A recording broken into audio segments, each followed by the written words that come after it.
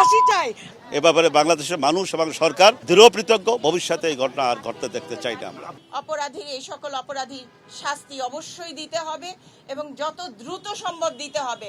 আমরা মনে করি যে খুন খারাপ এভাবে হয়ে যাচ্ছে, তারপরে কি করেছে, তাকে ধর্ষণ করেছে, প্রায় হচ্ছে। কাইন্ডলি এগুলো বন্ধ করার জন্য কি করতে হবে আমাদেরকে? আমি আইনজীবী, আইন পেশায় জড়িত আছি, সুপ্রিম কোর্টের লয়ার। আমি বলতে চাই ওই যে তাকে নিয়ে জেলখানায় ঢুকাইয়ে, তারপরে তাকে নিয়ে জেলখানায় ঢুকিয়ে রেখে তারপরে তার জামিনের ব্যবস্থা করেন ভবিষ্যতে, তারপর সে খালাস পেয়ে যাবে। শুধু সে না, এইভাবে বহুত আসামি জেলখানায় পড়ে রয়েছে, কিন্তু তাদের কোনো বিচার হচ্ছে না। আমি এখানে দাঁড়িয়ে বলতে চাই, আমরা ফাঁসি চাই। আপনারা কি বলেন? সবাই ফাঁসি চাই। আমরা ফাঁসি চাই। আমরা চাই ফাঁসি দিয়ে দেখিয়ে দিতে এই রমিসাকে যেভাবে হত্যা করেছে তাকে ওইভাবে হত্যা করা হোক, তাকে হ্যাং করা হোক। আমরা এটা চাই। আপনারা সবাই এটাতে একমত দিবেন এবং দেশে যাতে এটা বন্ধ হয় এটা করবেন।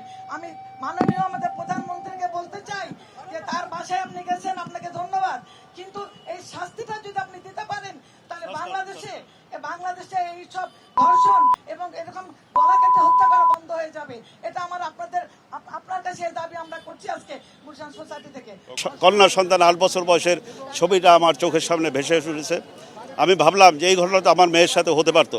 তো এই ঘটনা আমি মনে করি বাংলাদেশের নাগরিক হিসাবে, একজন মানুষ হিসাবে, একজন সমাজের মানুষ হিসাবে আমাদের সকলের দায়িত্ব এই ঘটনার তীব্র নিন্দা জানানো এবং এর প্রতিবাদ করে সরকারের কাছে আমাদের আকুল দাবি এর দৃষ্টান্তমূলক বিচার, সর্বোচ্চ বিচার। বাংলাদেশে যে মৃত্যুদণ্ড আছে সেটা দীর্ঘ বিচার আমরা চাচ্ছি না, স্বল্প সময়ে এই বিচার কার্যকর করে, এই বিচার কার্যকর করা, শুধু বিচার করা না, বিচারকে কার্যকর করা এবং মানুষকে আমরা দেখাইতে চাই যে বাংলাদেশে এরকম দুর্বৃত্তের স্থান নাই।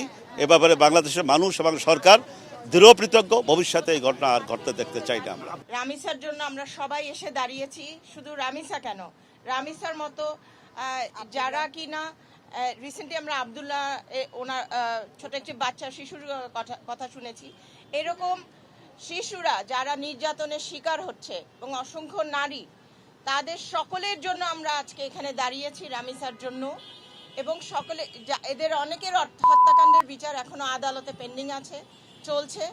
আইনের ফাঁক ফোকর দিয়ে অপরাধীরা বেরিয়ে যাচ্ছে।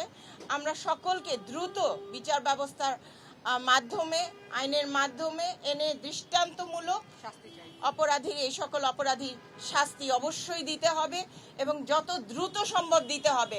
তাহলে এইসব ভবিষ্যতে কোনো অপরাধী এই ধরনের কোনো অঘটন ঘটাতে ভয় পাবে এবং আইনের প্রতি মানুষের আস্থা ফিরে আসবে। আসলে এখানে লামিসার জন্য আমরা জানি যে আমাদের অলরেডি আমাদের প্রাইম মিনিস্টার, আমাদের আইনমন্ত্রী, আমাদের স্বরাষ্ট্রমন্ত্রী বলেছে বিচারটা দ্রুত উনারা নিষ্পত্তি করবেন।